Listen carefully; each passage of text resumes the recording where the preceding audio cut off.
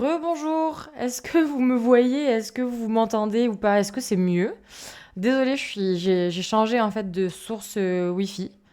Je sais pas si c'est mieux. Si c'est pas mieux, je ne sais pas d'où vient le problème. Et du coup, désolée pour les petits bugs. J'espère que ça le fera.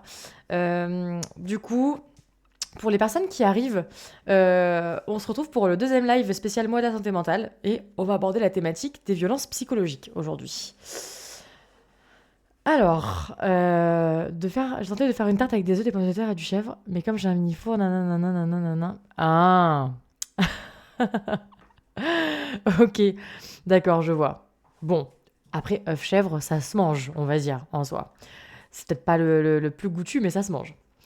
Est-ce que les personnes qui me disaient que ça laguait avant, est-ce que ça lag toujours ou ça va? Oui, ça, en fait, ça a pas bugué, Noé, si je peux t'appeler Noé. En fait, c'est juste que mon stream laguait. Et du coup, j'ai redémarré, j'ai quitté pour revenir parce que j'ai changé de Wi-Fi. Si ça lag plus de votre côté, je suis la plus heureuse de la Terre. Je suis vraiment désolée pour ces petits problèmes techniques. Hello Margot, comment ça va? Ok, Noé, c'est parfait. Bah, bienvenue aux nouvelles personnes qui nous ont rejoints aujourd'hui. Du coup, il y en a plusieurs, j'ai l'impression. Parce qu'il y a plein de petits noms là que j'ai pas reconnus. Ah, ça lag plus. Ben, c'est que c'était l'autre Wi-Fi en fait qui bug, ce qui n'a aucun sens. Pour la petite histoire, je vous raconte ma live 2 secondes. J'ai ma Wi-Fi classique et un répéteur pour que la Wi-Fi soit amplifiée dans mon bureau. Donc logiquement. Et pourtant, la Wi-Fi est à 5 bars.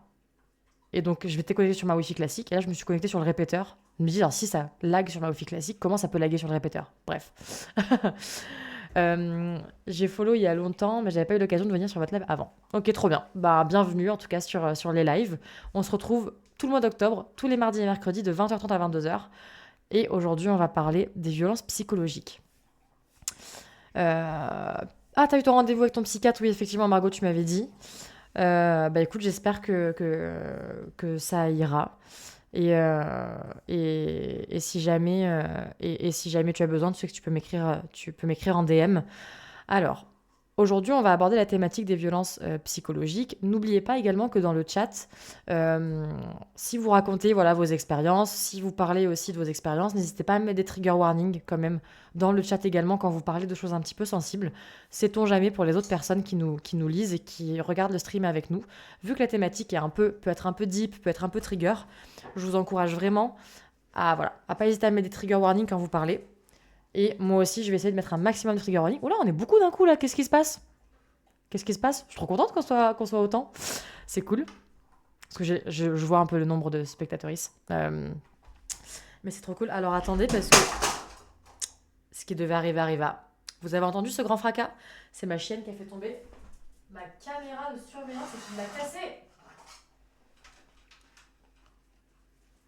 Voilà. Voilà ce qui arrive quand on a un chien fou. Ah là là. Attendez, il faut que je règle le problème. Je suis désolée, je vais devoir vous mettre en pause. Je suis désolée.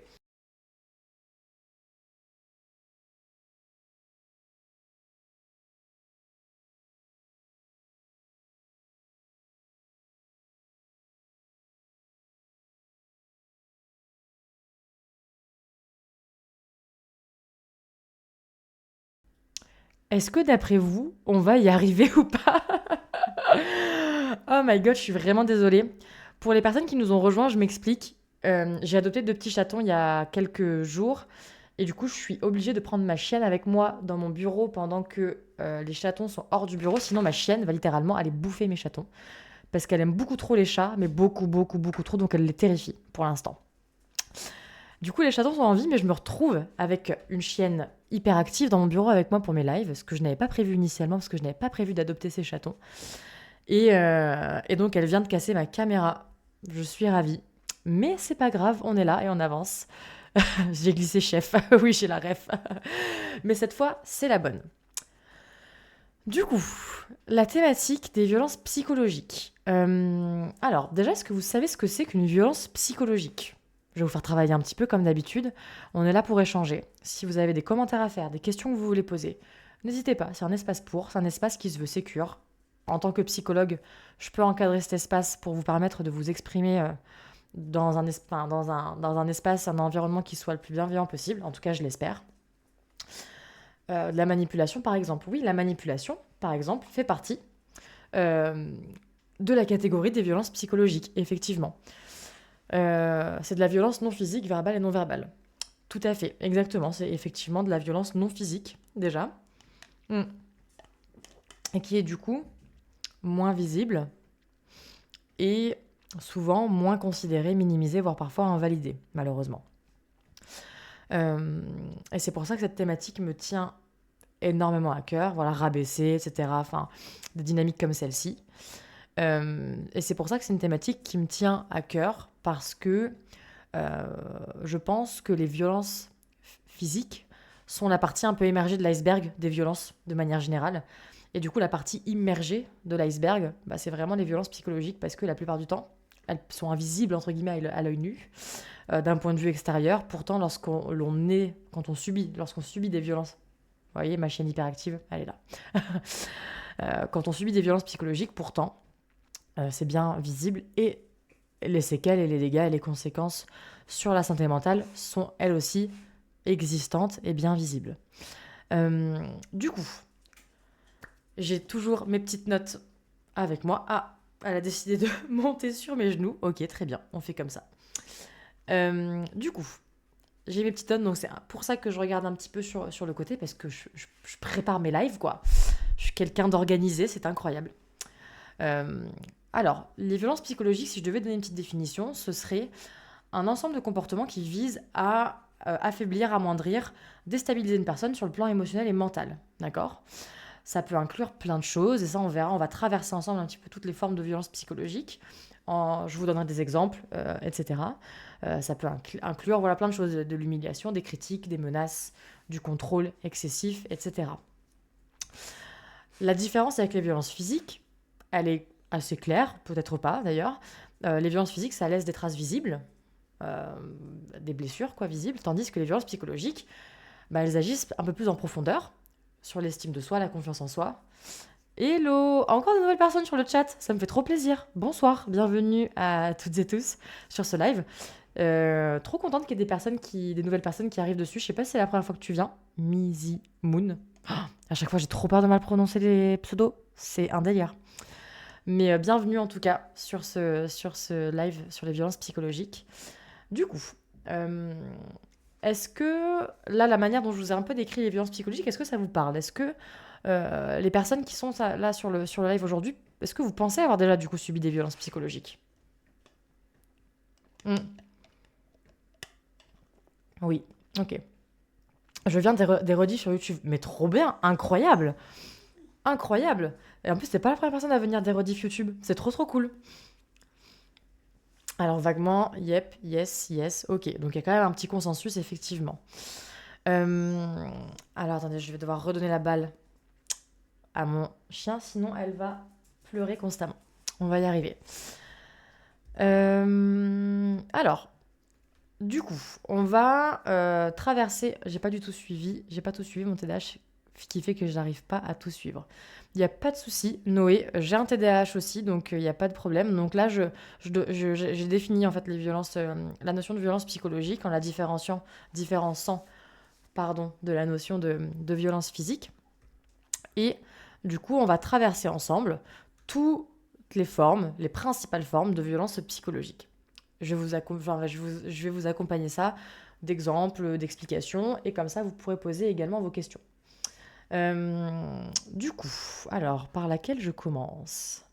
J'ai le même problème avec Tempo, mon chat, qui fait le relou avec sa balle. Ouais, et puis, il faut savoir que ma chienne a une manie, c'est-à-dire qu'elle joue à la balle uniquement juste à côté de meubles sous lesquels elle peut la coincer sans réussir à la récupérer. Je ne sais pas si tous les chiens font ça, mais la mienne, c'est vraiment un cas d'école. Ton live m'accompagne pendant que je rentre chez moi. Trop cool. Alors, la première forme de violence psychologique, dont j'ai envie de parler, c'est le fameux plutôt, le gaslighting. Est-ce que vous savez ce que c'est que le gaslighting? Je vais vous l'écrire dans le chat pour que vous ayez l'orthographe correcte. le gaslighting. Est-ce que vous connaissez le concept de gaslighting? Hello, bienvenue à les personnes qui nous rejoignent. Du coup, est-ce que vous connaissez le concept de gaslighting? Quand on m'a dit que je n'étais qu'un moins que rien, que je ne faisais rien de ma vie, c'est de la violence psychologique ou pas? Oui, les critiques font partie des violences psychologiques. Alors, trop cool, il y a plein de personnes qui savent pas ce que c'est que le gaslighting, donc c'est trop bien. Je pense que ça va vous parler en fait. En soi, peut-être que vous mettez pas le nom sur ce que c'est, mais quand je vais vous expliquer ce que c'est, ça va faire sens, je pense. Alors, le gaslighting, ça fait partie des techniques de manipulation. Généralement, ça peut être, la personne peut le faire involontairement, hein, et volontairement parfois. C'est une manipulation où la personne va faire douter la victime de sa propre réalité, d'accord? En remettant en question ses souvenirs, sa perception, son jugement, voire même ses comportements, ses actions. L'objectif du gaslighting, c'est de semer la confusion en fait chez la personne, de la faire douter d'elle-même, voire même parfois d'altérer sa perception de la réalité. Par exemple, imaginez que je vais pas dire à une personne que je comptais sortir ce week-end, que je lui ai pas dit, d'accord? Et qu'arrivé le week-end, je lui dis mais si, je t'ai dit que j'allais sortir ce week-end. Bien sûr que je te le dis, mais c'est toi juste qui t'en souviens pas. Ça, c'est du gaslighting. Voilà. Basiquement, c'est un mécanisme tellement, tellement fréquent. Je sais pas si ça vous parle, mais en fait, c'est dans toutes ces petites choses. C'est d'amener la personne à ce qu'elle doute de sa propre réalité, à travers souvent de l'invalidation, voire même de la distorsion de réalité en soi. Et exact, Nita, voilà, c'est ça. Faire douter une personne sur sa perception de la réalité. Ça peut être inconscient de la part de la personne, oui, on peut gaslight quelqu'un sans intention, on va dire, consciente de le faire, mais du coup, le résultat est le même. C'est-à-dire qu'on invalide malgré tout sa perception de la réalité, on sème le doute, etc. etc.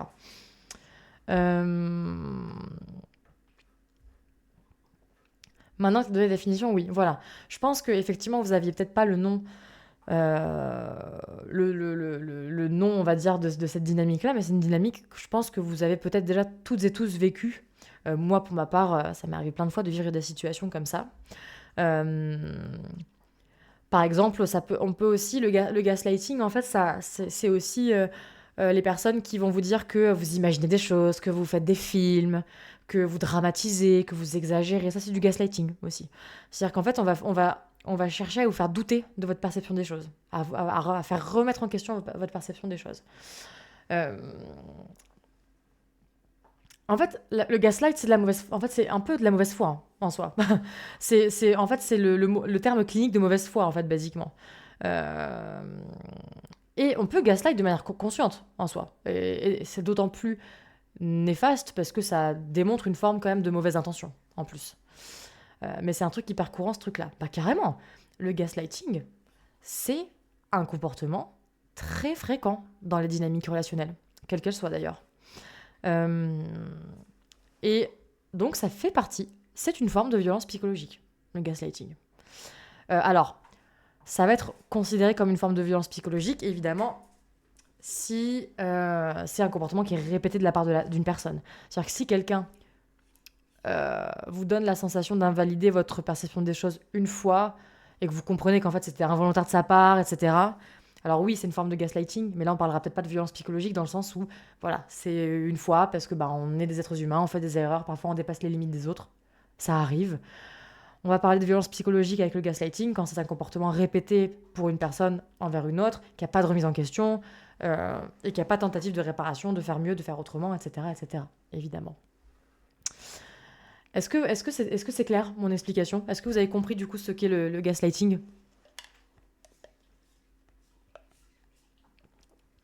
J'en ai eu dans mon entourage des personnes comme ça. Carrément.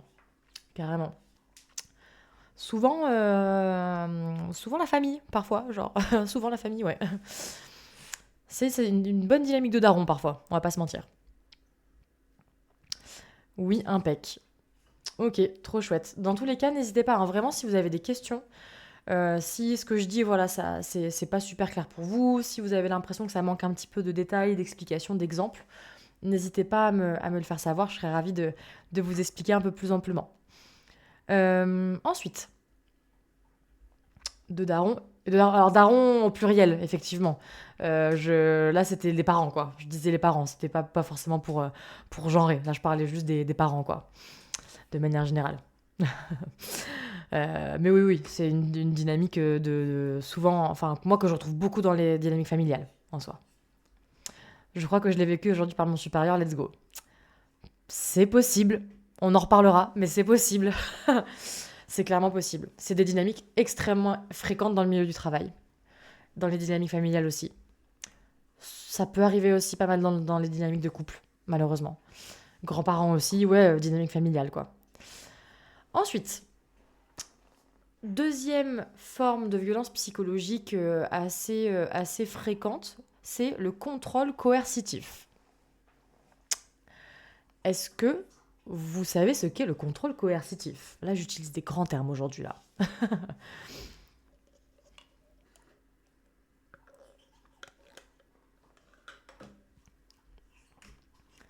Si besoin, je pourrais toujours réécrire certaines choses dans le chat, carrément. Alors, je vous mets du coup le no, le 1, 2, 1, 2. Je vous mets le non coercitif dans le chat pour que vous ayez le bon orthographe. Le fait que la personne... Alors, de non, oui, mais aucune idée. Le fait que la personne veuille qu'on soit toujours avec elle. Alors, ça en fait partie. Le contrôle coercitif, c'est une forme de violence où la personne va imposer une surveillance ou une restriction de la liberté de la victime. D'accord Souvent sous couvert de protection ou de bienveillance. Ok Ça va être une personne qui va contrôler les interactions sociales, qui va contrôler les finances, qui va contrôler les déplacements, qui va contrôler les tenues, qui va en fait de fait réduire progressivement, ma chienne est en train de tout casser dans le bureau, progressivement l'autonomie de la personne. Ok Voilà, contrôle total des libertés et autonomie d'une personne. Exactement. En français, STP. C'est en français. Voilà. Le gaslighting, c'était pas français d'ailleurs, c'est un mot anglais. Euh, et je sais pas trop ce que ça voudrait dire gaslighting, peut-être aveuglé ou quelque chose comme ça. Euh, oui, oui, clairement. C'est effectivement une dynamique trigger warning du coup violence conjugale, mais oui, c'est euh, c'est une dynamique qu'on retrouve souvent dans les cas de violence conjugale. Euh, Forcément total, ça peut être partiel. Ça peut être partiel. On peut exercer un contrôle coercitif partiel, très clairement. Sur une sphère plus qu'une autre, sur une sphère plus qu'une autre, voilà, ou sur quelques sphères, mais pas toutes.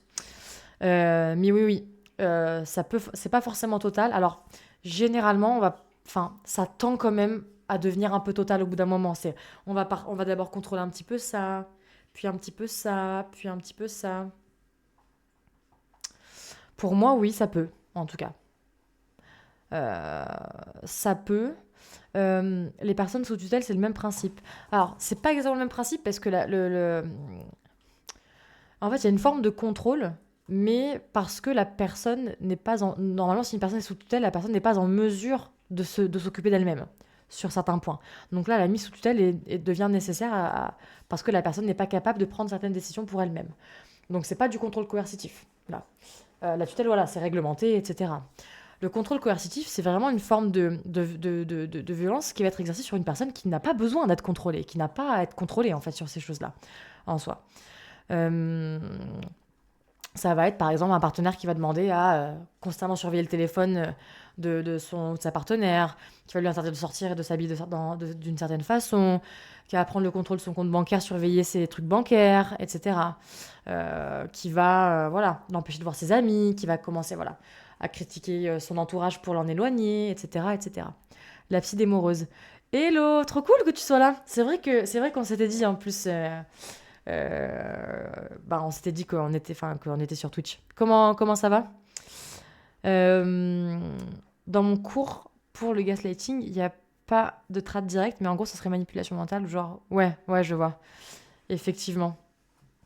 C'est vrai qu'il n'y a pas de traduction littérale, je crois, en français, du gaslighting. Mais, euh, mais donc, du coup, pour en revenir au contrôle coercitif, ce qui est assez euh, vicieux, en fait, dans cette violence psychologique-là, c'est que... alors, on parle des violences psychologiques aujourd'hui, la thématique du live. Donc là, je suis en train un petit peu d'énumérer les différentes formes de violences psychologiques, d'expliquer un petit peu, de donner des exemples. Et, et voilà. Du coup, oui, ce que je disais, c'est que le contrôle coercitif est en fait un peu comme toutes les formes de violence psychologique. Parfois, il y a une grosse part de... C'est souvent insidieux parce que parfois, c'est mis en place très progressivement. Et le contrôle coercitif, par exemple, une violence psychologique qui peut être mise en place très progressivement. C'est d'abord, on va commencer à faire des petites remarques sur ci, puis des petites remarques sur ça, puis commencer à avoir une petite surveillance sur ci et sur ça. Et en fait, ce qu'il y a de vicieux et de piégeux, c'est que souvent, surtout au début, comme je vous le disais tout à l'heure, c'est sous couvert de protection. Mais c'est pour te protéger, mais c'est pour c'est parce que je tiens à toi, parce que je veux pas que tu te mettes en danger, parce que je veux pas qu'il t'arrive quelque chose. C'est sous couvert de bienveillance en fait. Et c'est souvent parce que c'est sous couvert de bienveillance justement que ça s'installe progressivement, qu'on va pas le remettre en question forcément au début, qu'on va pas trop l'interroger d'un point de vue malsain. Euh, et effectivement, il y a souvent une forme d'emprise dans les violences psychologiques. C'est pour ça que c'est très piégeux au final. Et oui, c'est un mécanisme qui est extrêmement vicieux, le contrôle coercitif, effectivement. Est-ce que vous avez des questions, du coup, sur ce mécanisme, enfin, sur ce concept-là, du coup? Désolée, je bois en même temps. Je me rends compte que j'ai pas du tout pris assez à boire. Mais ça va bien se passer. En fait, je pense qu'à terme, je mettrai un mini frigo avec des boissons sous mon bureau, genre, sous mon poste de stream. Je suis en train d'aménager mon bureau progressivement pour que j'ai le moins de déplacements à faire. Est-ce que du coup vous avez des questions sur le contrôle coercitif ou est-ce que c'était clair? Je peux donner d'autres exemples si vous voulez. Et pareil, si vous avez aussi des infos à donner, à transmettre ou des questions, n'hésitez pas. Et pareil, du coup, le contrôle coercitif, c'est un mécanisme qu'on peut retrouver assez souvent dans le couple, en soi.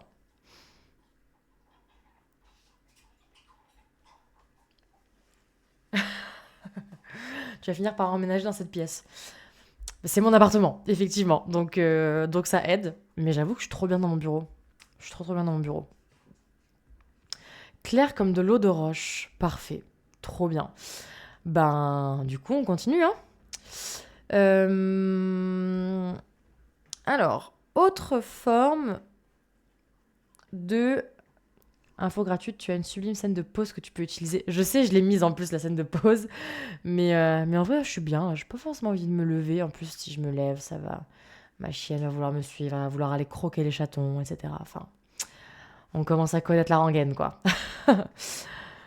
Alors, du coup, la prochaine forme de violence psychologique qu'on va voir ensemble, et celle-ci, elle est omniprésente dans notre quotidien, c'est les critiques constantes. Alors, le constant est quand même important. Une critique en soi peut être une forme de violence, d'accord? Par contre, la répétition dans la critique, ça constitue vraiment une violence psychologique, à proprement parler. Donc, la critique constante, il n'y a pas non plus énormément de choses à expliquer. Mais ça va être la personne qui va régulièrement critiquer les actions, les choix, les comportements de la personne, et de manière négative, de manière vraiment négative, presque destructrice au final. En ayant pour conséquence une véritable baisse de l'estime de soi de la personne. Ça peut porter sur plein de sphères, sur absolument tout, sur l'apparence, les compétences, la manière de penser, les choix, les questionnements, etc. etc. Et comme vous pouvez sans doute le remarquer, c'est une forme de violence psychologique qui est hyper fréquente, quoi, au final. Je connais parfaitement ça. Voilà, les critiques constantes. Je pense que là, si je vous demande d'essayer de penser dans l'espace de tout votre vécu, est-ce que vous avez déjà connu une personne qui était constamment dans la critique envers vous? Franchement, souvent la réponse est oui, hein. Vous avez probablement déjà vécu, déjà été entouré d'une personne qui qui, en fait, vous critiquez très régulièrement sur plein de choses, sur une chose très précise, enfin bref. Euh, Trop d'exemples malheureusement, tout le temps, c'est constamment dans la critique. Alors, peut-être pas constamment, mais en tout cas, principalement. Toujours à me critiquer, surtout me reprocher tout et rien. Voilà, exactement, c'est typiquement ce genre de dynamique. On me répète que je parle trop. Mélanie l'a répété constamment pour me dire que je ne parlais pas assez. Bah oui, voilà, exactement. Bah, la critique constante, c'est une forme de violence psychologique. Voilà, donc celle-ci, c'est pareil, c'est-à-dire que, euh, en fait, imaginez chaque petite critique comme une goutte d'eau, d'accord? La difficulté, c'est que si on isole la goutte d'eau, on va se dire, pouah, c'est qu'une goutte d'eau, ça va, c'est qu'une remarque, c'est qu'une critique. Le problème, c'est que si vous faites tomber des gouttes d'eau, l'une à la suite de l'autre, au même endroit, bah ça creuse la roche, en fait. Et c'est ça, en fait, ce phénomène de violence. C'est que c'est pas la goutte d'eau, fondamentalement. Le problème, c'est l'accumulation, la répétition, la constance, la fréquence. Une goutte d'eau qui tombe au même endroit, vous revenez 10-20 ans plus tard, la roche, elle est creusée. Et pourtant, c'est qu'une goutte d'eau, en soi. Et c'est ça qui est important de comprendre. Trigger warning, oui, c'était tout à fait une des pires méthodes de torture au Moyen-Âge, la torture de la goutte d'eau. Ça rendait les gens littéralement fous. Donc oui, clairement. Et effectivement, c'est dans la répétition et dans la constance que s'exacerbe, on va dire, la violence. Donc, alors désolé, j'essaie de rattraper tous vos commentaires parce que quand je fais des monologues, du coup, je lis plus. Euh, voilà, l'entourage familial, beaucoup de monde a un souvenir, un ou une prof particulièrement bourreau sans raison, carrément qui prend en grippe quelqu'un, etc. Enfin, euh, comme ça, je trouve pas de m'attacher aux gens, bien sûr. Et effectivement, là, tout ce dont on parle aujourd'hui, tout ce qu'on va un peu voir aujourd'hui, ça a des conséquences sur la santé mentale. Et c'est pour ça qu'on en parle. Parce que c'est des lives santé mentale. Mais évidemment que toutes ces formes de violence, quand on les subit, ça a des conséquences, probablement, j'ai même tendance à dire nécessairement, sur la santé mentale. C'est assez évident. C'est tout à fait normal de développer une forme d'état, on va dire, post-traumatique après avoir vécu ce type de violence psychologique en soi. Parce que oui, en fait, on va souvent avoir tendance à mettre en avant la violence physique. On parle un peu plus déjà maintenant, mais quand même encore assez peu des violences psychologiques. Et d'ailleurs, très important, je ne sais pas si vous le saviez, mais les violences psychologiques sont considérées dans le couple comme des violences conjugales. Souvent, quand on parle de violences conjugales, on pense hyper souvent aux violences physiques. Mais les violences psychologiques sont considérées comme des violences conjugales. Voilà, je ne sais pas si vous le saviez. Mais sait-on jamais, ça peut quand même servir d'avoir cette information-là. Et ça veut quand même dire, alléluia, qu'on commence à prendre un petit peu en compte l'importance des violences psychologiques. Bien sûr que c'est plus compliqué à prouver malheureusement, mais même parfois les violences physiques, hein, parce que parfois certaines violences physiques ne laissent pas forcément toujours de traces visibles. Euh, mais voilà, c'est quand même reconnu comme faisant partie des violences conjugales, et heureusement, je trouve, parce que c'est encore une fois, même si c'est la partie immergée de l'iceberg, ça reste l'iceberg. Euh, Ouais, c'est bien en tout cas, bah carrément. Ouais, ouais, c'est clair. C'est important. Ça valide enfin, ça légitime enfin les violences psychologiques, quoi. Est-ce que vous avez des questions, du coup, sur les critiques constantes, sur cette forme spécifique de violence?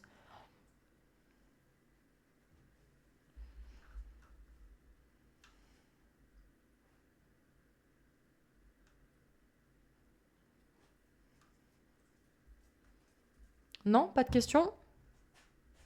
Je sais pas à quel point il y a un delay entre moi qui vous parle et quand je vois vos réponses sur le chat. Mais si vous n'avez pas de questions, c'est nickel, on continue. Et n'hésitez pas encore une fois à me dire si c'est pas toujours clair ce que je dis hein, en soi. Trop cool. Alors, autre forme de violence psychologique, pareil, toujours plutôt connue, euh, l'humiliation, publique ou privée. L'humiliation. Est-ce que vous savez ce que c'est que l'humiliation, que ce comportement-là? Est-ce que vous en connaissez la définition?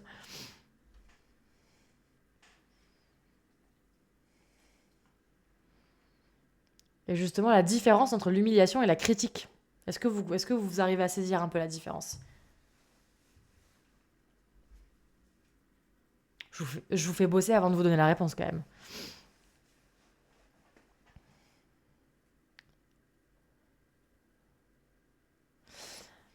Pas de question, mais est-ce que c'est normal que je n'arrive jamais à accepter les compliments? Oui, c'est assez fréquent malheureusement, surtout quand on a plutôt probablement reçu pas mal de critiques et été éduqué à plutôt avec des critiques que des compliments. Ça peut en tout cas. Euh, le fait qu'une personne ait honte d'une situation, l'humiliation, c'est quand c'est en public. Alors, c'est pas toujours en public l'humiliation, justement, ça peut aussi être en privé. C'est pour ça que j'ai précisé public ou privé. Une critique est constructive. Non, du coup, une critique peut. Parce que les critiques constantes, du coup, sont une forme de violence psychologique. Non, non, une critique n'est pas toujours constructive, malheureusement. Euh, alors, l'humiliation, en fait, c'est un mécanisme où la personne va rabaisser une autre personne, mais dans l'intention de la faire se sentir inférieure ou honteuse. Donc il y avait cette question de honte, effectivement. Donc l'humiliation, vraiment, c'est un peu comme une critique, mais dans l'intention que la personne se sente honteuse ou inférieure. En fait, ça installe un mécanisme en fait de soumission, de domination, de pouvoir, l'humiliation. Contrairement aux critiques où c'est moins flagrant. Voilà, dégrader, rabaisser la personne, exactement. Et souvent, le fait d'instaurer l'humiliation, ça peut nourrir d'un mécanisme de dépendance. Parce que si je me sens inférieure et honteuse, forcément, l'autre devient entre guillemets supérieur et donc possède une forme de pouvoir qui peut nourrir un mécanisme de dépendance. Et donc, d'où le fait que l'humiliation fasse partie des violences psychologiques. Et donc, souvent, on se dit, du coup, pour déclencher de la honte, etc., c'est souvent devant les autres. Donc, c'est pour ça qu'on emploie souvent le terme d'humiliation quand c'est en public, mais ça peut aussi être en privé. C'est-à-dire, on peut se sentir humilié sans spectateur, on va dire, en soi. Euh, Après, des exemples en public, je peux vous en donner plein. Ça peut être imaginons que je mange avec ma partenaire et devant en famille, avec ma famille et ma partenaire, et que d'un seul coup, j'en sais rien, quelqu'un de ma famille ou se raconte une anecdote humiliante, on va dire, sur moi, en faisant des commentaires dévalorisants, etc., pour me faire me sentir honteuse. Ça, c'est de l'humiliation, quoi, en soi. Et ça, c'est une forme de violence psychologique, en soi.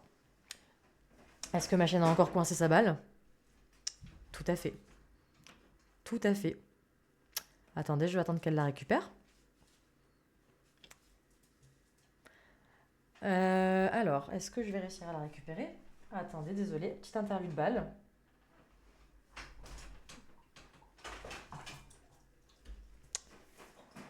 Hop, c'est bon.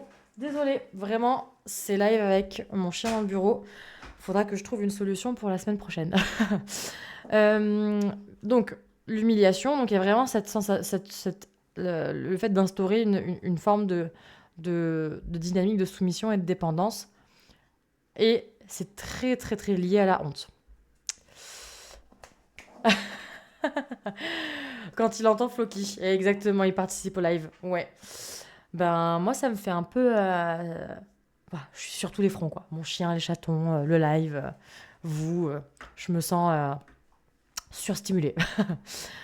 Est-ce que vous avez des questions, du coup, sur l'humiliation? Est-ce que vous aimeriez d'autres exemples d'humiliation, même par exemple privée, etc. Oui, c'est vrai que les interviews de Floki, ça peut détendre l'atmosphère vu qu'on aborde quand même une thématique pas forcément super joyeuse, ça c'est sûr. Après, si vous voulez, on peut faire un petit interlude où on parle d'autre chose en soi. Par exemple, du fait que j'ai absolument super faim parce que j'ai pas mangé, j'ai pas eu le temps, vu que j'ai fini le boulot un peu avant le live. Yes, pourquoi pas d'autres exemples. On veut plus de Floki. Bah, elle est quelque part là. Je sais pas si. Ah non, vous pouvez pas la voir. Vous pouvez pas la voir. Mais elle est bien là, moi je l'entends. Alors, d'autres exemples d'humiliation en privé. Ben, euh, par exemple, imaginons que je vais. J'en sais rien. Imaginons que je sois voilà, chez moi, que je fais une activité créative, quelque chose, je sais pas, du dessin, de la peinture, etc. Et que mon ou ma partenaire arrive et puis d'un seul coup voilà, se met à dire ouais, ah là là, ah c'est trop moche ce que t'as fait, non mais on dirait un dessin d'un gamin de 4 ans, franchement, enfin, ça c'est de l'humiliation par exemple. Parce qu'il y a vraiment ce truc où, au-delà de la critique, il y a vraiment cet aspect de faire que l'autre se sente inférieur et honteux, en fait. Et ça, c'est de l'humiliation. Contrairement à la critique, une critique dans ce genre de contexte, ça pourrait être, par exemple, dire, dire, de dire, ah, ouais, j'aime pas trop les couleurs, enfin, j'aime pas les couleurs de ton dessin, je trouve que c'est pas réaliste. Ça, c'est une critique, par exemple. Et, par exemple, je pourrais dire, une critique, ça pourrait être aussi, ah, ouais, tu dessines mal. Parce que la manière dont ça va être dit, il y a une différence entre dire ah ouais ouais, je trouve que tu dessines pas très bien quoi et de rigoler de dire ah mais franchement regarde mais c'est trop moche ton dessin oh là là on dirait un dessin d'un gamin de 4 ans. Enfin, vous voyez la différence entre la critique et l'humiliation. Je sais pas si j'arrive à bien le mimer. Je sais pas si mon jeu d'acteur est bien, mais j'ai essayé de vous faire percevoir la différence. C'est ça, exactement. Il y a vraiment cet aspect d'installer une forme de honte, quoi. Oui, et puis, encore une fois, il y a une différence entre donner un avis et mettre un jugement. Je vous donne un exemple assez simple. Il y a une différence entre dire j'aime pas les brocolis et dire les brocolis c'est pas bon. Dire les brocolis c'est pas bon, c'est un jugement de valeur. Dire j'aime pas les brocolis, c'est un avis, c'est mon opinion personnelle, ça n'appartient qu'à moi. Parce que, ben, dire les brocolis c'est pas bon, bah c'est bon pour d'autres personnes. Il y a d'autres personnes qui aiment les brocolis. Donc en fait, c'est un jugement de valeur. Et les jugements de valeur, c'est fondé sur rien en fait. Les jugements de valeur, pour le coup, c'est un comportement, moi, que je trouve pas fondamentalement sain en fait. C'est pas forcément ok. Tandis que donner son avis perso concernant ses propres goûts, bah ça c'est ok, ça appartient. Dire moi j'aime pas les brocolis, bah d'accord, j'aime pas les brocolis, ça m'appartient. Je suis pas en train de dire que les brocolis c'est pas bon. Parce que bah il y a des personnes qui aiment. Donc s'il y a des personnes qui aiment, c'est que c'est bon pour elles. Vous voyez la nuance ou pas? Et donc effectivement, d'où la différence entre ce que je sais plus qui disait tout à l'heure, entre une critique constructive, un avis personnel, un jugement de valeur, donc différence entre critique, humiliation, etc. Du coup, tu aimes les brocolis, mais j'adore les brocolis, c'est mon légume préféré. Je sais pas si vous allez me juger, mais les brocolis, c'est mon légume préféré. Aucun débat. Les brocolis, best légumes. Je ne veux rien entendre. Rien entendre. Surtout Marie, si tu passes sur ce live, je sais que tu n'es pas sur ce live, mais que tu le regarderas peut-être en replay.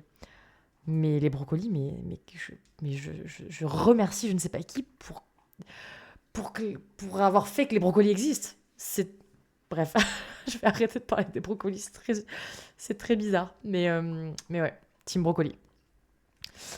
Du coup, plus sérieusement, est-ce que vous avez d'autres questions concernant l'humiliation?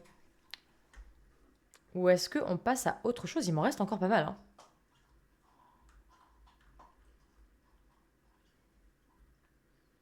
L'éloge au brocoli, carrément, ça pourrait être le nom de mon prochain livre. On dirait le nom d'un poème. L'éloge au brocoli, j'adore.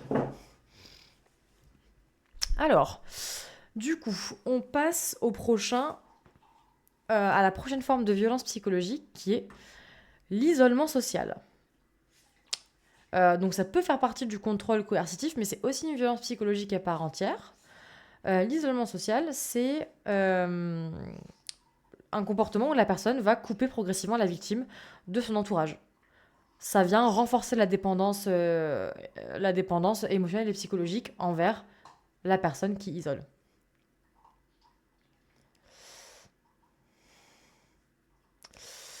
Euh, Alors, en fait, effectivement, plutôt que de dire critique constructive, j'aurais plutôt tendance à dire remarque constructive. Comme ça, on scinde vraiment. Il y a une remarque constructive.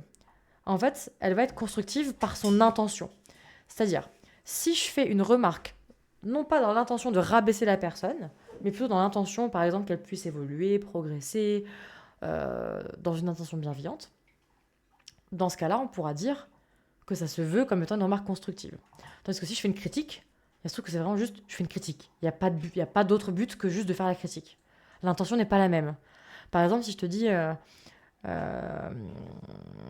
si je vais, imaginons que je suis à la salle de sport, d'accord, et que je vais voir une personne et que je lui dis, ah bah voilà, là je te vois en train de faire cet exercice, euh, je te conseille de faire attention parce que là le mouvement que tu fais, il peut être un petit peu dangereux pour tes épaules. Regarde, je peux te montrer comment faire ce mouvement pour que tu ne risques pas de te blesser.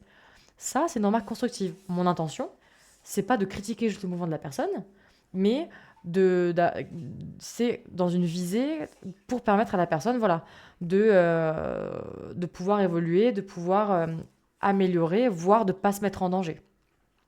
Une critique, voilà. Et voilà, Kyo, tu l'as plutôt bien résumé en soi. Tandis qu'une critique, ce serait aller dans le même contexte de la salle de sport, voir la personne et dire, pas, ton mouvement il est trop dégueu, quoi. Voilà, point. Ça, c'est une critique. Et si, en plus, il y a, par exemple, du monde autour, et que là, c'est un truc du style ton mouvement il est trop dégueu, franchement, on dirait une femmelette, nani nana, bah ça, c'est de l'humiliation, par exemple.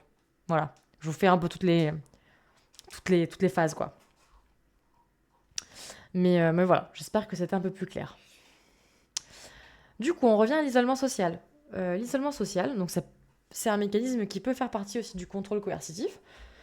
C'est le fait de couper progressivement la personne de son entourage, que ce soit sa famille, ses amis, ses collègues de travail, afin de l'isoler et de renforcer la dépendance émotionnelle et psychologique. Par exemple, ça peut être un partenaire jaloux qui va convaincre son ou sa partenaire que ses amis sont mauvais pour elle, pour lui, qui va le faire se sentir coupable de passer du temps avec eux, et qui va l'éloigner en fait progressivement de toute relation extérieure. L'isolement social, si ma chienne veut arrêter de tout casser, c'est une forme de violence psychologique. Parce qu'on le sait, déjà l'isolement, c'est un facteur aggravant à la santé mentale, déjà. Et parce qu'en plus, ça renforce une forme de dépendance qui est pour le coup extrêmement néfaste dans ce genre de contexte. Euh, Création d'embrouilles.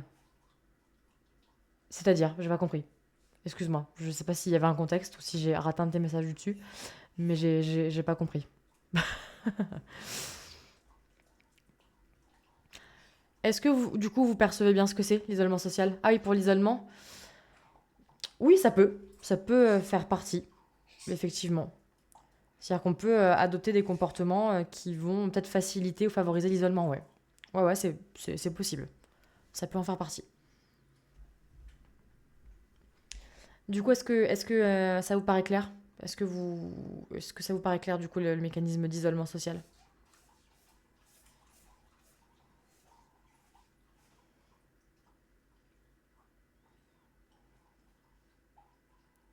Ouais, je pars du principe que oui. Si il n'y a pas de réponse comme ça au moins, ouais, vous voyez totalement, bah parfait. Ensuite, on va rajouter un nouveau terme en plus qui va peut-être vous perdre, le dénigrement. Ok. Alors, déjà qu'on avait critique, humiliation, maintenant on rajoute dénigrement. Ok. Est-ce que du coup, vous percevez la nuance entre le dénigrement et la critique et l'humiliation? Je suis désolée, je vais vous tordre le cerveau aujourd'hui, hein. Et il en reste encore, il en restera encore après 7 en plus. 7 ou 8. Pour moi, c'est un mélange de tout ça. Alors, le dénigrement, pour faire simple, c'est le fait de minimiser, en gros, basiquement. Dénigrer, c'est minimiser. Donc ça va être la personne qui va minimiser systématiquement les émotions, les pensées, les besoins, pourquoi pas en qualifiant les choses d'insignifiants, d'irrationnels, etc. Donc c'est ça le dénigrement, c'est le fait de minimiser, en gros. Euh, la conséquence de ça, généralement, c'est que ça contribue à rendre la personne victime un peu invisible, un peu illégitime, et ça va venir impacter son sentiment, enfin sa valeur, en fait, son rapport à sa valeur personnelle. La personne va considérer du coup que ses émotions n'ont pas de valeur, que ses pensées n'ont pas de valeur, que ses émotions n'ont pas de valeur, etc. C'est un peu en lien avec le deuxième, avec l'humiliation, tu veux dire? Ça peut. Il peut y avoir du dénigrement dans l'humiliation, oui, effectivement. Bah, tes émotions n'existent pas ou n'ont pas lieu d'être, ça c'est du gaslight. Le dénigrement, c'est plus le gaslight, c'est on va invalider complètement, tandis que le dénigrement, on va minimiser en soi. Mais effectivement, ça ressemble à du gaslight, hein, d'accord? On peut dénigrer sans vraiment le vouloir, oui, je pense, totalement. Parfois on minimise, hein, et parfois on se dénigre soi-même, c'est-à-dire parfois on minimise soi-même ce qu'on ressent, ses émotions, ses pensées, ses besoins, etc.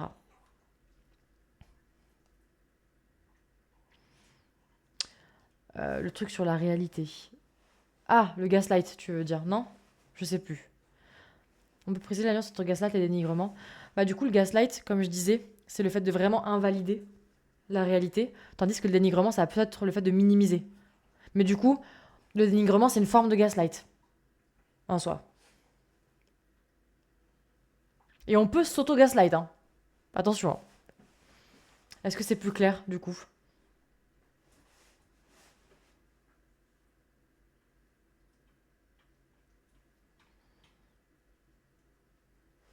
Ouais, ça vous paraît plus clair, du coup?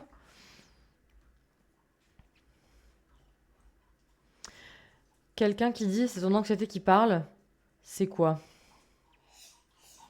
Euh... C'est ton anxiété qui parle. C'est une forme de gaslight. C'est une forme de gaslighting. C'est-à-dire que la personne, elle va invalider en fait ce que tu ressens et l'attribuer en fait à un truc qu'elle va considérer comme étant pas rationnel ou pas légitime en soi. Pour moi, c'est du gaslight, du gaslighting. Ensuite, on passe à une autre forme de violence psychologique qui aussi, je pense, devrait vous parler, qui va un peu changer de sphère, c'est les menaces. Les menaces, qu'elles soient implicites ou explicites. Parce qu'évidemment, on peut avoir des menaces implicites. Et c'est ça qui est parfois le plus piégeux, parce que vu que c'est pas clair, ben, on se sent pas toujours légitime à se dire qu'on est en train de subir une violence. Parce que, voilà, on n'a pas forcément. C'est pas concrètement, explicitement une menace. Du coup, l'utilisation de menaces, c'est fait pour maintenir la peur. Ou c'est fait pour installer, maintenir ou nourrir de la peur au sein d'une relation et également du contrôle. Parce qu'effectivement, quand on menace, on contrôle. Ça peut être explicite, donc une menace, c'est donc exprimé très clairement, c'est si tu fais ça, il va se passer ça. Ça, c'est une menace. Et implicite, du coup, c'est plus subtil. Ça peut être euh, quelque chose comme, je vais essayer de trouver des exemples. Euh, Par exemple, une menace explicite, ça pourrait être euh, oui, si tu veux pas faire ça, je te quitte. Ok. Hello, bonsoir aux personnes qui nous rejoignent. Euh, Première fois que je vois ça sur Twitch, je me mets dans mon coin pour découvrir ça. Bah, enchanté. Du coup, bienvenue dans l'espace, dans mon espace Twitch. On est en train de faire un live sur lequel on aborde du coup les violences psychologiques dans le cadre d'une série de lives pendant le mois d'octobre, parce que c'est le mois de la santé mentale. Euh, Alors non, si tu touches le barbecue, tu vas te brûler, c'est pas une menace, parce que c'est une réalité en soi. C'est juste un rapport de cause à effet. Par contre, de dire Attention, si tu touches le barbecue et que tu te brûles, tu files au coin. Ça, c'est une menace. En gros, il y a vraiment cet aspect de maintien de la peur et de tentative de contrôle, en fait. Ça va être, oui, voilà, oui, en fait, c'est un peu comme du chantage, d'accord? Sauf que le chantage, il y a un peu une petite nuance. Bref, on va y revenir. Euh, mais vraiment, cet aspect de maintenir la peur dans un contexte qui n'a pas lieu d'être, en soi. Euh, et donc, les menaces implicites, ça peut être quelque chose comme ah, tu sais, tu vois, généralement, ben, mes ex-copines, voilà, quand, quand elles faisaient ça, voilà, voilà, moi, j'étais pas trop content. Donc, forcément, ça avait quand même quelques conséquences, blabla. Donc, en fait, je sais pas si vous voyez la nuance, mais il y a un truc de. Je suis pas en train de te menacer directement, mais par des moyens un petit peu détournés, je te fais comprendre quand même que là, voilà, je te tiens un petit peu par la peur, j'installe une petite peur là, tu vois, et probablement une forme de contrôle. Effectivement, ça mériterait un lexique. Franchement, il faudrait que j'en fasse un article sur le site de mon asso. Ça me fait penser à ça, je vais le faire du coup. Euh, du coup, est-ce que vous voyez la nuance entre une menace explicite et une menace implicite ou pas?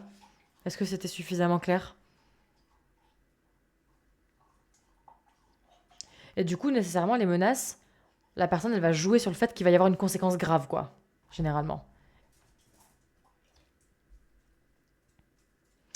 Et oui, Kyo, carrément, si tu veux. Je t'enverrai, si tu veux, si tu veux, je peux t'envoyer moi enfin, je pourrais t'envoyer mes notes. Euh, tac. Du coup, ouais, ça vous paraît clair, la différence entre menace implicite ou explicite? De toute façon, si vous avez des questions, vous m'arrêtez, vous m'écrivez un message et moi, j'y réponds. Du coup, on en vient à une autre forme, du coup, de violence psychologique, qui va être la culpabilisation.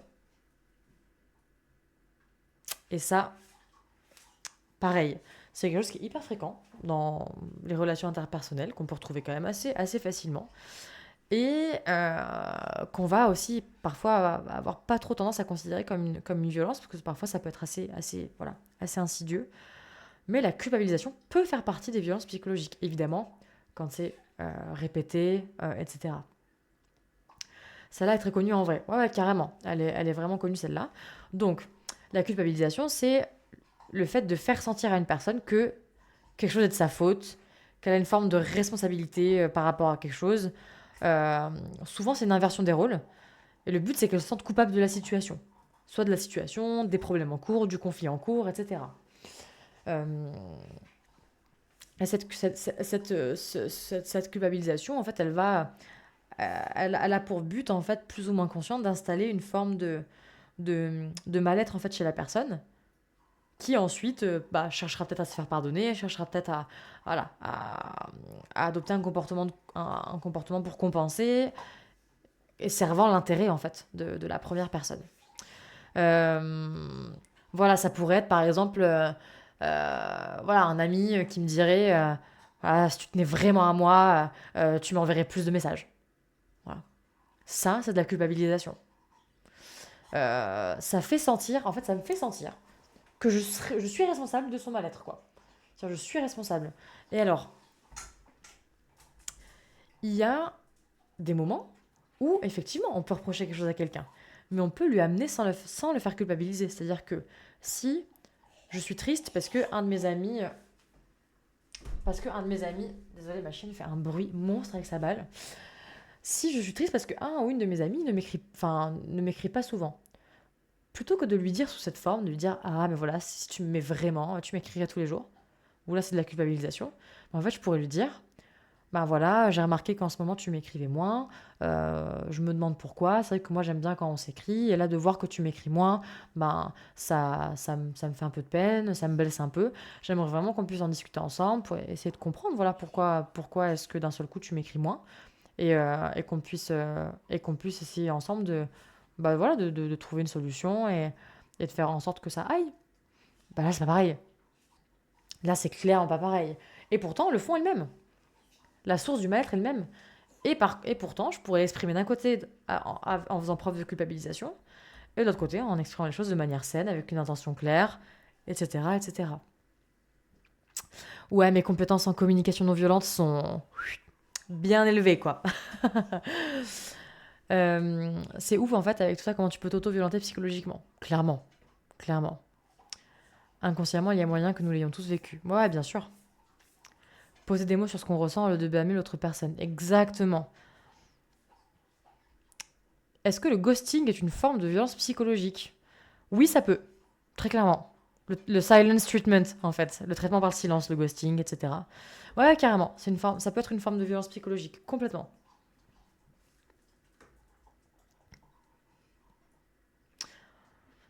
Pourtant, la deuxième façon, je me sens coupable malgré ça. Peut être justement à cause de trauma en vrai. Oui, c'est possible.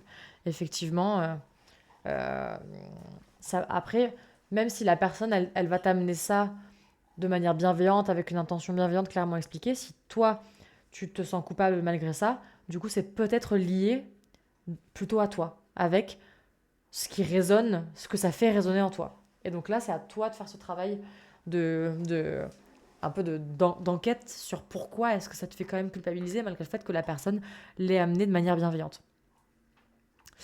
Et donc, pour en revenir au chantage, la différence entre menace et chantage, c'est que le chantage est une forme de menace avec de la culpabilisation.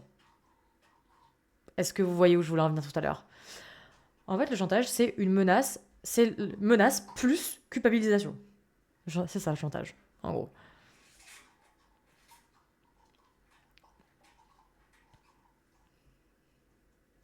Je sais pas si ça fait plus sens pour vous. Et donc, on parle souvent de chantage affectif, par exemple, le trigger warning euh, suicide, mais le chantage au suicide, etc. Il y a une forme de culpabilisation, en fait. C'est une menace avec la culpabilisation. On joue sur les affects, souvent, dans le chantage. Il y a cette notion d'affect.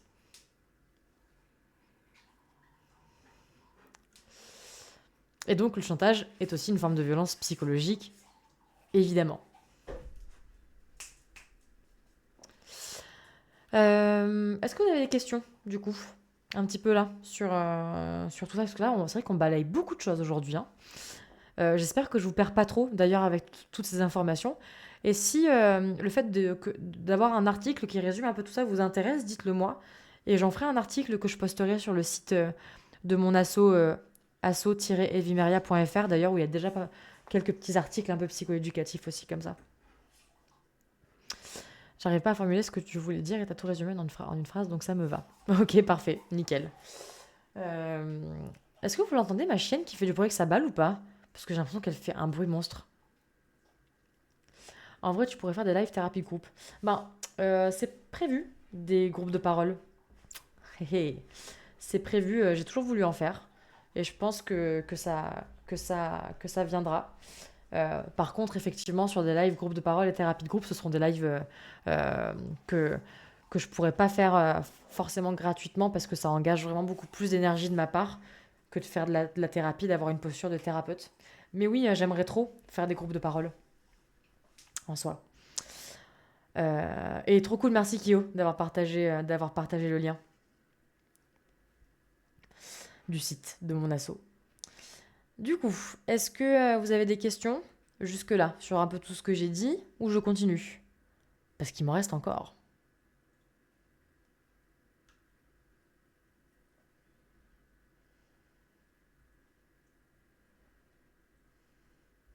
Et il m'en reste d'ailleurs un peu, on va dire, j'en ai encore quelques autres, mais qui font partie du contrôle coercitif. Donc, dans le contrôle coercitif, on va retrouver aussi voilà, la surveillance constante. La surveillance constante qui est à elle seule une forme de violence psychologique, etc. On peut retrouver aussi l'installation de la peur. Voilà, c'est aussi une forme de violence psychologique qu'on retrouve aussi dans le contrôle coercitif. Le fait de créer un climat de terreur, etc. Enfin, en fait, il y a plein de trucs qui s'imbriquent entre eux en soi. Ok, Black Soup, hein. Si tu fais une petite, si tu es angoissé, n'hésite pas à quitter le live tranquillement. Je sais que dans ces lives-là, on aborde des sujets qui sont pas forcément, qui peuvent être triggers. Donc si c'est des thématiques dans lesquelles vous vous sentez pas forcément bien, n'hésitez pas à quitter le live quelques minutes, à faire autre chose. Le but c'est pas que vous vous sentiez mal, c'est vrai que ces lives sur la santé mentale, c'est des lives où on va aborder des sujets qui peuvent être parfois compliqués. Voilà, il ne faut pas hésiter à vous protéger, aller boire un petit thé, un petit interlude Floki. Je sais pas où elle est, Floki, là. Elle est sur son panier. Ah, vous la voyez pas. Attendez, je sais pas si je peux enlever la caméra. Attendez. Je sais pas si vous la voyez. Oh non, il y a la chaise. C'est un échec. C'est un échec. Bon, c'est un peu difficile pour moi de manier ma webcam. Floki, elle est dans son panier. Derrière moi, mais elle a bougé son panier de place. Désolée, j'ai pas. D'ailleurs, elle est un peu. Hop. Voilà. Je peux pas faire mieux que ça. Je j'ai pas une bonne gestion de caméra, malheureusement. Mais Floki est à fond sur sa balle. Où est-ce que j'en étais? Je sais plus. Eh, le temps avance vite, hein. Il est déjà 21h40. Hello, je te suis sur Insta et j'ai découvert que tu streamais de temps en temps. Ravi de pouvoir me poser devant un de tes lives. Ah bah salut. Trop cool. Je suis trop contente. Il y a plein de nouvelles personnes ce soir là. Je suis trop contente. Bon, c'est pas des thématiques, encore une fois, dans les lives que j'aborde, c'est pas les thématiques les plus enjaillantes. Mais par contre, je vous encourage à quand même rester sur ces lives santé mentale parce que surtout vers la fin d'octobre, on va avoir des lives un peu moins, un peu plus légers parce qu'il y aura un live gaming spécial jeu d'Halloween et un live synopsis où je vais bah, du coup analyser des personnages de films et de séries sur un plan psycho et pareil sur thématique Halloween. Donc là, ce sera un petit peu plus fun et un petit peu plus léger. Et ça, c'est les lives de la dernière semaine d'octobre, donc mardi 29 et mercredi 30. Ça va être trop cool. Et passe une belle soirée, Laxou. Et puis voilà, n'hésite pas si besoin, on est là. Floki au panier, Floki bouge le panier avec elle. Ouais, carrément. Elle bouge son panier. Je sais pas quoi faire, je sais plus quoi faire. Mais du coup, voilà. C'est vrai que les lives de ce mois-ci vont aborder des thématiques quand même qui peuvent être assez complexes. Donc, super gluer le panier. Pas sur mon carrelage. Un peu dégoûtée de me rendre compte que la plupart des psychologies que j'ai vécues viennent de la part de mon père. Ouais, je comprends. C'est ce que je disais un petit peu au début du live, c'est que malheureusement, c'est des dynamiques qui existent vraiment au sein, enfin, vraiment assez fréquemment au sein de la famille, quoi. On va pas se mentir, c'est des dynamiques qu'on retrouve très fréquemment au sein de la famille. Je sais pas si ça peut être le cas pour d'autres personnes, mais, euh, mais ouais. En général, souvent les proches au premier degré. Ouais, carrément. Oui, bien sûr, c'est les personnes les plus proches de nous, hein, souvent. Je suis désolée en tout cas si c'était une prise de conscience que tu n'avais pas faite avant. Et voilà, sache que si besoin, on est là. Mes DM sont ouverts sur Instagram aussi. Donc n'hésite pas. Si besoin est, n'hésite pas aussi à, voilà, te mettre un petit peu en retrait, à quitter le stream si c'est voilà, une réalisation un peu trop pour toi. Dans tous les cas, on est là tranquille. Oui, voilà, l'heure c'est très bien. Il n'y a pas de souci.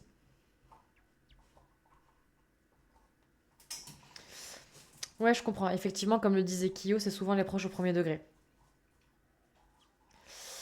Et ça, quoi qu'il arrive, effectivement, ben, ça peut effectivement être important de comprendre ce genre de dynamique. Là, par exemple, si je vous parle de tout ça aujourd'hui, c'est aussi surtout pour que vous puissiez ensuite les repérer, ces dynamiques si besoin. Et que vous puissiez ben, les repérer et vous en extraire. Si vous ressentez que vous êtes dans une situation où des dynamiques comme celle-ci sont constantes et existantes. Euh, mais surtout, prenez soin de vous. Et n'hésitez pas à mettre un peu le live en pause ou à en partir ou à le mettre en toile de fond si jamais. Mais voilà, j'espère que ça ira en tout cas et repose-toi bien, Noé. De toute façon, mes DM sont ouverts encore une fois si besoin. Et à bientôt pour une autre prise de conscience, ouais, carrément. Carrément. Et dans tous les cas, ouais, il y aura le replay. D'ailleurs, pour les personnes qui ne peuvent pas rester, on va dire, jusqu'à la fin des lives, je mets tous mes lives en fait en replay sur YouTube. D'ailleurs, j'ai pas mis celui d'hier, mais je vais les mettre, je vais les poster genre demain, celui de hier et d'aujourd'hui. Et ma chienne a évidemment mis sa balle sous le meuble. Il fallait que ça arrive. Mais j'ai la flemme d'aller la récupérer, mais elle va pleurer si je la récupère pas, je pense. Attendez, interlude Floki. Allez, file. File, file, file, file, file, file.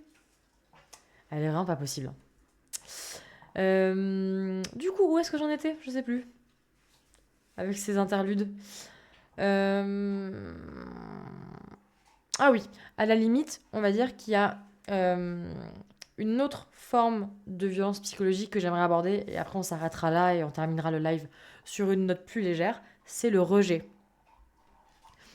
Le rejet ou le retrait affectif, quoi, c'est une forme de violence psychologique.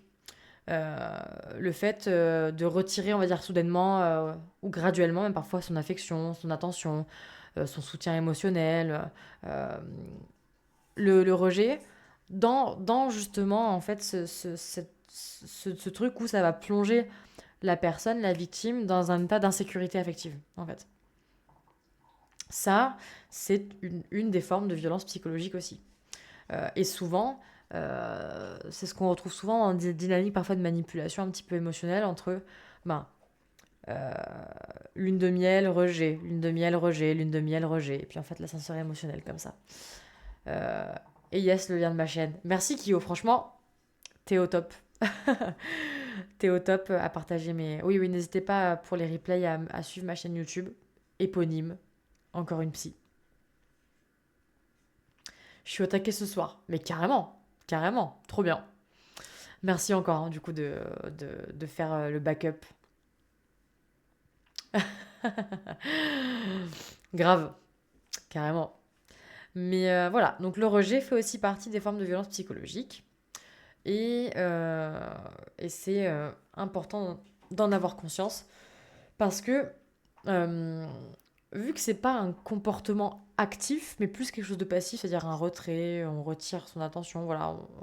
Bah en fait, parfois, vu que c'est pas un comportement actif, on n'a pas la sensation que ça peut être considéré comme une violence, pourtant ça l'est. Est-ce que vous avez des questions un petit peu du coup sur tout ce qu'on a abordé aujourd'hui, euh, sur toutes les formes de violence?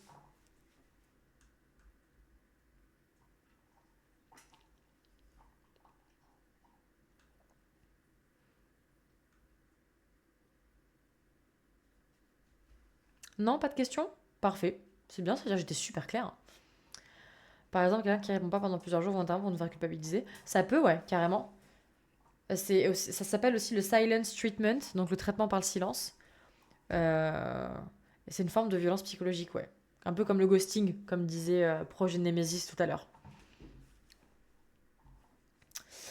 Euh, oui, donc s'il n'y a pas de questions, euh, donc ce dont on peut parler maintenant pour terminer le cerveau en feu, ouais, carrément. Moi aussi, en vrai. C'était intense. Donc, comment est-ce qu'on peut se protéger ou se sortir de violences psychologiques? Ça, c'est vraiment la question avec laquelle on pourra terminer, du coup, je pense. Déjà, s'en protéger. Pour s'en protéger, il faut les connaître. C'est ce qu'on a fait aujourd'hui. C'était mon intention, d'accord? Le fait de les connaître, ça va vous permettre de vous en protéger, parce que normalement, maintenant, vous allez plus les remarquer. Plus facilement, en tout cas. Euh, euh, donc ça, c'est la première étape. C'est ce qu'on a fait aujourd'hui. Ensuite, poser ses limites, comme le disait Kyo, effectivement, c'est un moyen de s'en protéger. C'est-à-dire, si vous constatez qu'une personne adopte un comportement dont on a parlé aujourd'hui, c'est important de directement mettre une limite, de directement dire stop et de directement de mettre la personne en face de son comportement et lui dire bah voilà, là t'as agi comme ça, voilà, c'est du chantage, c'est une menace, c'est du gaslight, c'est pas ok avec moi, j'aimerais que tu ne refasses pas ça en fait, tout simplement. Ça, c'est important. Envoyer chier les gens si besoin. On est d'accord. Il faut pas hésiter à envoyer les gens bouler s'ils dépassent vos limites, sans avoir l'air de vouloir se remettre en question. Ça, c'est très important. Euh, donc ça, c'est les moyens un petit peu de se protéger un petit peu en amont. Ensuite, si on est actuellement dans une situation où on subit des violences psychologiques, et que là, on peut plus vraiment faire de la prévention parce qu'on est dedans, C'est important d'aller solliciter l'entourage. C'est nécessaire d'en parler. Si vous subissez des violences psychologiques, il faut, s'il vous plaît, en parler. Je sais que c'est difficile, mais c'est important d'en parler, c'est important de demander de l'aide. C'est ok de ne pas réussir à tout gérer seul, parce qu'on ne peut pas tout gérer seul. S'il vous plaît, allez demander de l'aide. Il y a nécessairement des personnes qui pourront vous entendre, que ce soit des proches, d'autres proches, que ceux qui vous violentent et qui abusent de vous. Ça peut être des associations, ça peut être parfois même la police, on va pas se mentir. Euh, il ne faut pas hésiter à en parler. Pareil, sur le site de mon asso, il y a une page ressources avec les aides en ligne. Je vais vous la partager si besoin, avec tous les numéros d'aide et des sites, etc. Je vais vous envoyer le lien ici. Voilà. Il ne faut pas hésiter à solliciter certains de ces numéros-là.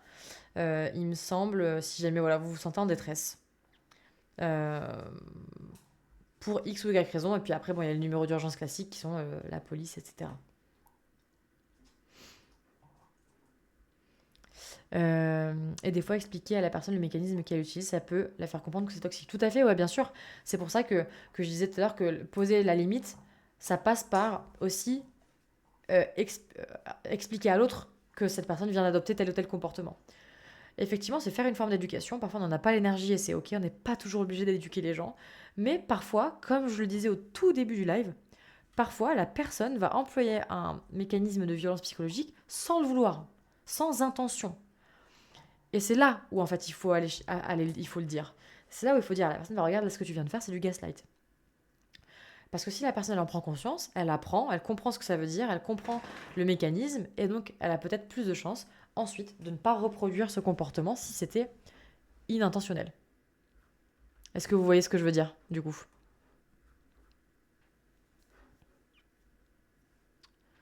Ouais, complètement. Et ça peut arriver que les personnes ne, ne- n'aient vraiment pas conscience d'avoir utilisé tel et tel comportement, et qu'en leur expliquant, ben, tout simplement, elles le remettent en question et qu'elles arrêtent de le faire. Donc ça, c'est important. Donc d'en parler en soi. Pour moi, c'est vraiment la première étape pour se sortir d'une situation de violence psychologique, c'est d'en parler, de ne pas être seul et de demander de l'aide. Parce que bah, en demandant de l'aide, on arrive beaucoup plus à se sortir de situations abusives. Euh, Est-ce que du coup, vous avez un peu des petites questions, du coup, par rapport à tout ça? C'est vrai que c'était waouh! Eh, on a traversé plein de choses là aujourd'hui. Hein. C'était. J'espère que ça a été. J'espère que je vous ai pas trop fissuré le cerveau avec toutes ces informations. Ouais, carrément, c'était intense. Ah, Interlude Loki. Avec la lumière, regardez ses yeux là.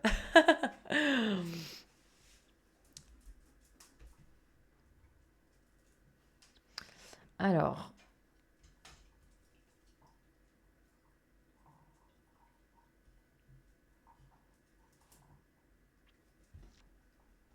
Oui, oui, je comprends effectivement, Inari, le fait d'avoir besoin d'avoir quelqu'un d'extérieur qui permet une prise de conscience. Souvent, ça passe par des gens extérieurs. Et c'est pour ça que je disais tout à l'heure que c'est souvent aidant d'avoir une personne extérieure qui va nous permettre de prendre conscience des mécanismes et qui va nous aider aussi à en sortir. Euh, Et oui, c'est un teckel, c'est un chien saucisse, plus communément. Une peur de ses yeux, ouais, c'est parce que tu sais, j'ai une lumière sur ma webcam. La semaine prochaine, on échange chien et chat.